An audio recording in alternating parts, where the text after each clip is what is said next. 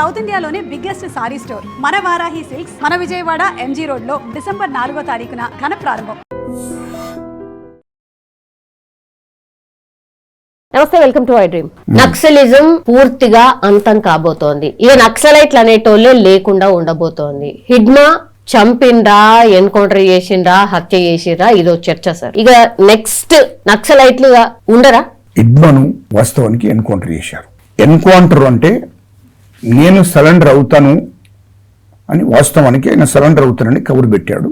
ఆయన 300 మందితో బయలుదేరాడు. వాస్తవానికి సరెండర్ అయ్యేటువంటి పరిస్థితి, కానీ పట్టుకొని ఆయన ఎన్కౌంటర్ చేశారు.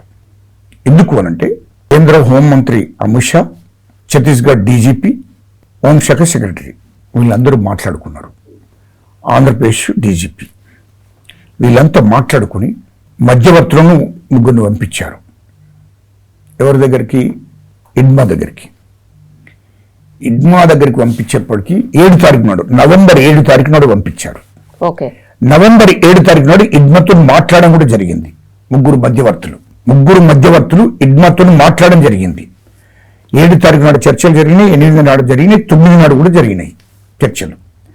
అయితే 10 నాడు సరెండర్ అయ్యే టైం, అది సరెండర్ అవుతాను ఓకే అని చెప్పి చర్చల ద్వారా ఇదంతా సంప్రదింపులు అయిపోయినాయి. హిడ్మా భార్య, ఆయనతో ఇంకా 6 300 మంది వేరే దగ్గర ఉంచి ఈ 6 మాత్రమే మళ్ళీ 9 తారీఖున రాత్రి అర్ధరాత్రి మాట్లాడడానికి వచ్చారు.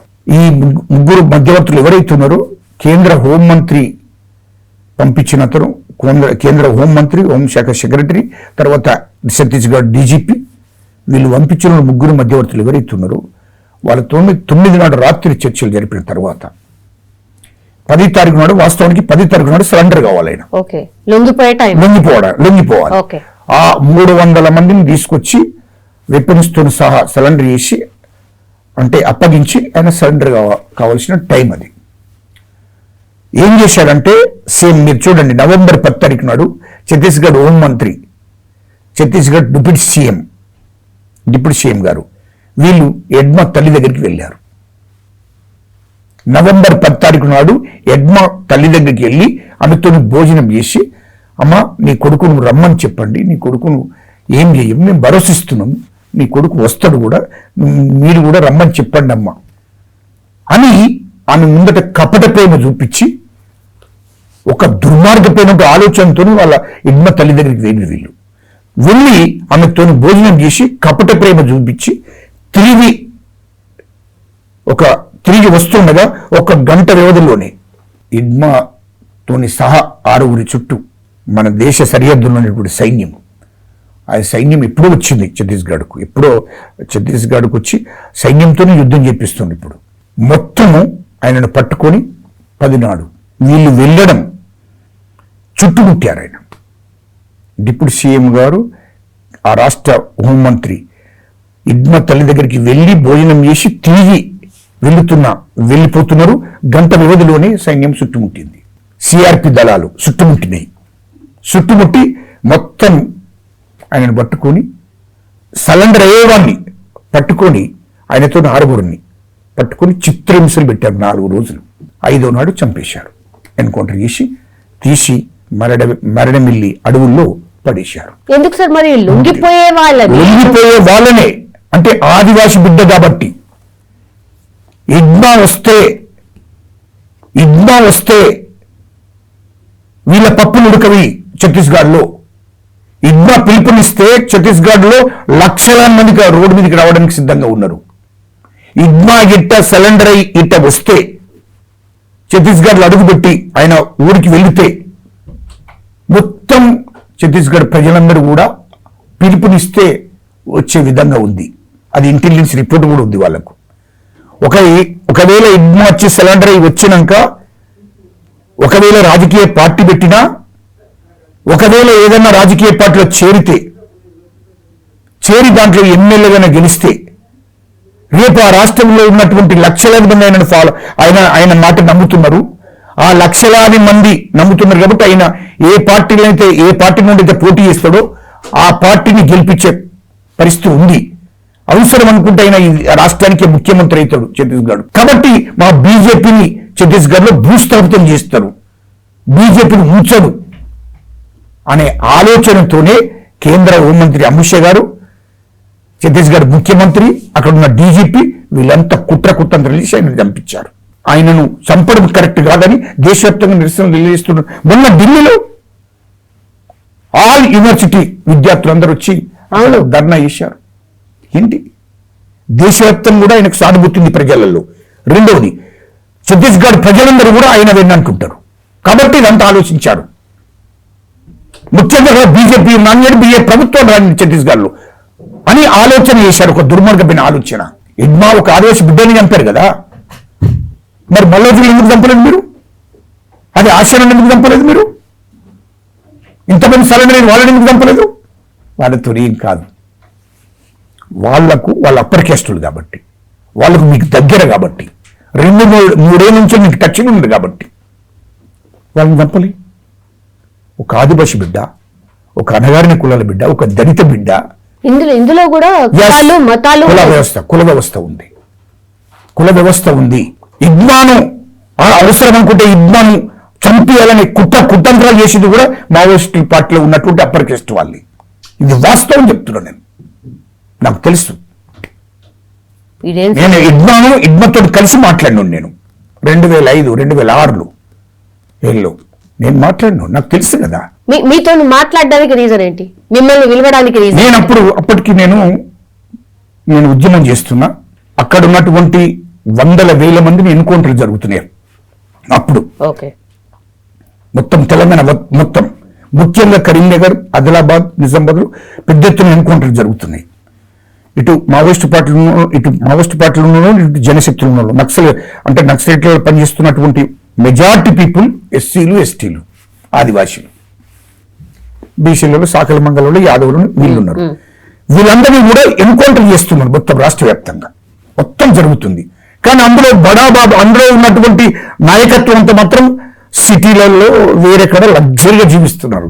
అందులో పనిచేస్తున్నారు. వాళ్ళ మీద ఈ ఆధిపత్యం, దీనికి ఎవరైతే నాయకత్వం వహిస్తారో వాళ్ళందరూ మావోయిస్టు నాయకత్వం వహించటోళ్ళు కానీ, ఇటు జనశక్తి నాయకత్వం వహించటోళ్ళు కానీ, సిటీ ఏరియాలో వాళ్ళు మంచిగా లగ్జరీగా జీవిస్తున్నారు. అది నేను గమనించిన ఆనాడు. మరి చనిపోతున్నట్టు ఎవరు? ఎస్సీలు, ఎస్టీలు, బీసీలు, సాకలి మంగళులు, యాదవులు, ఆదివాసులు. నేను అప్పుడు తిరుగుబాటు మొదలుపెట్టాను. ఆనాడు 55 మందిని సరెండర్ చేయించాను నేనే. మంతిడి మాదేపూర్, కాటారం, మహాముత్తారం, ఆ గోదావరి ప్రాంతం ఏదైతే ఉందో, గోదావరి నది తీరం ఏదైతే ఉందో, ఇటు పోతే మల్లపూర్, కతలపూడి, కొరట్లమెట్పల్లి ఏరియా ఏదైతే ఉందో, ఆ గోదావరి ప్రాంతం అంతా కూడా, గోదావరి నది తీరం అంతా కూడా ఆ ప్రాంతం అప్పుడు వాళ్ళందరికీ అర్థమైపోయింది. నేనేం చెప్పానంటే, ఎస్సీలు, ఎస్టీలు, ఆదివాసులు కానీ, దళితులు కానీ ఎవరు ఇళ్లలో వాళ్ళకి షెల్టర్ ఇవ్వకండి, భోజనాలు పెట్టకండి. ఎందుకు ఆ మాట అన్నా? వాళ్ళని ఎన్కౌంటర్ చేస్తున్నారు పోలీసు అంతా. ఎస్సీ బిడ్డలను, బీసీ బిడ్డలను, ఆదివాసీ బిడ్డలను, గిరిజన బిడ్డలను తీసుకుపోయి అర్ధరాత్రి తీసుకుపోయి ఎన్కౌంటర్ చేసేస్తున్నారు. 100 మంది పిట్టలు రాలినట్టు రాలిపోతున్నారు. అక్కడ నేను భరించలేకపోయాను. ఒక 50 ఏళ్ల కింద నక్సలిజం అంటే నీతి నిజాయితీగా భూస్వాములకు వ్యతిరేకంగా పనిచేశారు. దాన్ని ఇప్పటికి ఒప్పుకుంటా నేను. భూస్వాములకు, పెత్తందారులకు వ్యతిరేకంగా పోరాటం చేశారు. చాలా భయంకరంగా ఉంటుండే. అప్పుడు 50 ఏళ్ల కిందట నీతి నిజాయితీగా పనిచేశారు. తర్వాత కాలం ఏమైందంటే, నేను ఇంకోటి కూడా అడుగుతున్నా, మావోయిస్ట్ పార్టీని, ఈ నక్సలిజాన్ని మొత్తం మావు లెనిన్ సిద్ధాంతం, ఇటు అంబేద్కర్ సిద్ధాంతాన్ని, ఇవి వేరు. నేను ఒకటి అడుగుతున్నా, ఎందుకు మీరు కుల నిర్మాణం చేయలేదు? ఏంటి మీ సిద్ధాంతం? మావో సిద్ధాంతం, లెనిన్ సిద్ధాంతం, కమ్యూనిస్ట్ సిద్ధాంతం, ఏంటి మీ సిద్ధాంతాలు? ఈ దేశంలో డాక్టర్ బాబాసాహెబ్ అంబేద్కర్ గారు ఆనాడే చెప్పాడు, ఈ దేశంలో కుల నిర్మూలన జరగాలి, ఈ కుల వ్యవస్థను నాశనం చేసేదాకా సమాజం మారదు అని చెప్పాడు. ఇప్పుడున్న టెక్నాలజీ, ఇప్పుడున్న వ్యవస్థ ద్వారా అసలు ఇంపాసిబుల్ సార్ అక్కడ ఉండి పోరాటం చేయడం కూడా. అయితే నేను అప్పుడు ఈ పిలుపునిచ్చేటోనే, ఈ పిలుపుని ఇవ్వడంతో అక్కడ మొత్తం అడవి ప్రాంతం, అప్పుడు అదంతా మహాముత్తరం, అదంతా ఆ గోదావరి ఆ ఏరియా అంతా అడవి ప్రాంతం. ఇదంతా ఎవరు స్పందిస్తలేరు అప్పటికి ఇడ్మా ఆ ప్రాంతానికి వచ్చాడు. ఓకే, అక్కడ మేము ఎవరు అసలు అక్కడ ఉన్నటువంటి ప్రతి గ్రామంలో సంఘాలు ఉంటాయి, దళిత మూమెంట్, అందరూ దళితులు, గిరిజనులు అంతా ఏంది అంటే వాళ్ళ దగ్గర నుంచి ఇన్ఫర్మేషన్ తీసుకున్నారు. గజ్జల కాంతం, అసలు కాంతం ఎవరు, అసలు ఏంది ఇదంతా, ఏంది అంబేద్కర్ సిద్ధాంతం, అంబేద్కర్ ఐడియాలజీ, అసలు మీరందరూ బయటకు పోవడం ఏంది అసలు మీరు ఏంటి అంటే అక్కడ యువత అంతా చెప్తే కాంతంను ఒకసారి పిలవండి అని. అప్పుడు నన్ను మధ్యవర్తి ద్వారా నన్ను పిలిపియడం జరిగింది, మాట్లాడడం జరిగింది. పోయినా నేను చాలా అడవి ప్రాంతం, చాలా దూరంగా వెళ్ళిపోయి దాని మీద గంట డిస్కషన్ జరిగింది ఆయనకు నాకు. ఏంటి అసలు శాంతంగా అడిగాడు, ఏంటి అసలు ఏంది అసలు నీ ఉద్దేశం ఏంది, నీ లక్ష్యం ఏంది, వాట్ ఏంటి చెప్పు అని అంటే అప్పుడు చెప్పాను నేను. ఇప్పుడు మీతో మాట్లాడిందే చెప్పాను. అవన్నీ చెప్పినాక అక్కడ షాక్ అయ్యాడు. వ్యతిరేకంగా చెప్పారు కదా సార్, ఆయన ఫాలో అవుతున్న సిద్ధాంతానికి పూర్తిగా వ్యతిరేకంగా చెప్పాను. చెప్తే ఆదివాసి బిడ్డ కదా, అర్థం చేసుకుంటారు కదా, ఈ గుడిసెలు కొట్టిన బిడ్డ కదా. కాబట్టి తర్వాత మావో గురించి, లెనిన్ గురించి కూడా చెప్పాను. ఏంటి పోనీ నువ్వు తుపాకీ ద్వారా ఈ దేశాన్ని, ఈ రాష్ట్రాన్ని మార్చుతావా? మార్చి ఇంతమంది ఎస్సీలకు, ఎస్టీలకు మీరు సామాజికంగా, రాజకీయంగా, ఆర్థికంగా ఎదగడానికి మీరు ఉపయోగపడతారా? మరి అది చెప్పు, ఏంటి చెప్పండి. మావో సిద్ధాంతం కరెక్టేనా, లెనిన్ సిద్ధాంతం కరెక్టేనా? మరి చెప్పండి. ఏమొచ్చింది సార్ ఆన్సర్? ఉన్నత వర్గాలు, లేని వర్గం పక్కన పెట్టు, కుల వ్యవస్థ ఉంది దేశంలో. అవును. ఆ కుల వ్యవస్థ నిర్మూలన చేయకుండా, ఆ కుల వ్యవస్థ నాశనం చేయకుండా, మనం చదువుకోకుండా, మనం ఉద్యోగాలు చేయకుండా, మనం రాజకీయాలు చేయకుండా తుపాకీ ద్వారానే రాజ్యం వస్తుందా? సాధ్యమేనా? ఇక్కడ రెండు వర్గాలండి, ఉన్నత వర్గం, లేని వర్గం. ఉన్నత వర్గం, లేని వర్గం కాదు దేశంలో.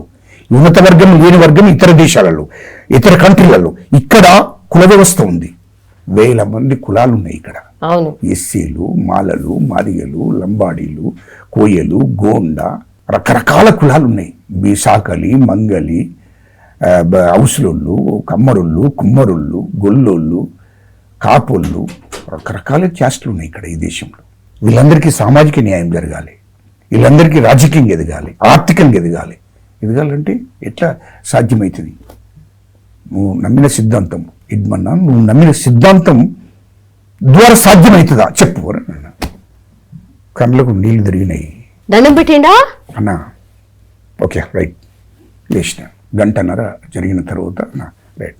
సార్ ఇప్పుడు ఎందుకని నక్సలైట్లు లేకుండా చేయాలని, ఇక మొత్తం ఆ వ్యవస్థనే లేకుండా చేయాలని ఎందుకు అనుకుంటున్నారు? ఒకటినండి, నక్సలిజం అనేది ఇవాళ అటువంటి ఇడ్మ గారిని చంపడం జరిగింది. ఆదివాసి బిడ్డ, చాలా బాధ అనిపిస్తుంది. ఆదివాసి బిడ్డ అయినా ఆయన చంపడం కరెక్ట్ కాదు, ఎందుకంటే ఆదివాసి బిడ్డ కాబట్టి చంపినరు. ఇంకో విషయం మీకు చెప్తున్నా, ఇవాళ నేను అట్లని నేను నక్సలిజానికి సపోర్ట్ చేయడం లేదు, నక్సలికి సపోర్ట్ చేయను, మావోయిస్టుకు సపోర్ట్ ఎట్టి పరిస్థితులు చేయను. నేను ఇప్పుడు కూడా అంటున్నా, తుపాకీ ద్వారా రాజ్యం రాదు. మావోయిస్టు పార్టీలో ఉన్నటువంటి అందరూ కూడా మీరు బయటికి రండి. మీరు అప్పట్లోనే చెప్పారు, ఆనాడే చెప్పాను నేను, ఇప్పుడు కాదు, నాది కొత్తగా ఏం కాదు, ఆనాడే చెప్పాను. ఎట్టి పరిస్థితిలో నక్సలిజం కరెక్ట్ కాదు, తుపాకీ ద్వారా రాజ్యాలు రావు.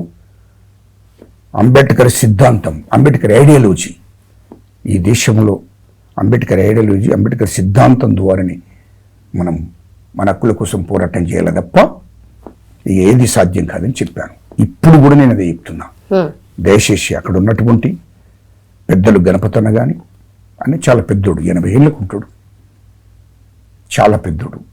రాజిరెడ్డి అన్న కానీ, అక్కడ ఉన్నటువంటి సాగర్ అన్న కానీ, అక్కడ ఉన్నటువంటి కేంద్ర కమిటీ సభ్యులకు అందరికీ కూడా చెప్తున్నా నేను, మీరందరూ బయటికి రండి, సరెండర్ కండి. ఒకవేళ కేంద్ర ప్రభుత్వం మీద మీకు నమ్మకం లేకపోతే రాష్ట్ర ప్రభుత్వం ఉంది, తెలంగాణ రాష్ట్ర ప్రభుత్వం, ముఖ్యమంత్రి రేవంత్ రెడ్డి గారు, ఇక్కడ డీజీపీ గారికి మేము తీసుకెళ్తాం, మేము భరోసా ఇస్తాం.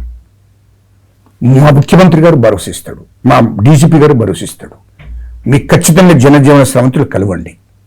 మీకు పూర్తిగా బాధ్యత రాష్ట్ర ప్రభుత్వం తీసుకుంటుంది, మా ముఖ్యమంత్రి గారు, డీజీపీ గారు తీసుకుంటుందని చెప్తున్న ఈ సందర్భంగా ఆ కేంద్ర కమిటీ సభ్యులందరూ కూడా బయటికి రండి, రాష్ట్ర కార్యదర్శులు కూడా బయటికి రండి, దళ సభ్యులు కూడా బయటికి రండి, దళ కమాండర్లు కూడా బయటికి రండి.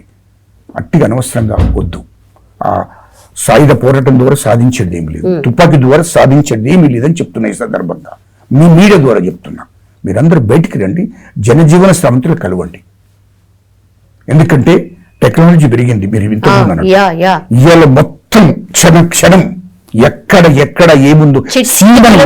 సీమను కూడా గమనిస్తున్నాం. అవును. అడవిలో ఉన్న సీమ కూడా ఎట్టు నడుస్తున్నది అని శాటిలైట్ ద్వారా మొత్తం అంత టెక్నాలజీ వచ్చింది. ఇంకెక్కడ ఎవరి కోసం మీరు చేస్తున్నది? అవును. మీరు చెప్పండి, ఫస్ట్ మీరు ఆత్మవిమర్శ చేసుకోండి.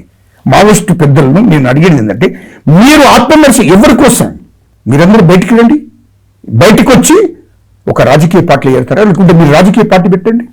చేయాల్సిన పోరాటాలు చాలా ఉన్నాయి, సమస్యలు చాలా ఉన్నాయి. ఎస్టీల కోసం, ఆదివాసుల కోసం, బీసీల కోసం, అట్టడి వర్గాల కోసం ఇక్కడ పోరాటం మొదలు పెట్టండి.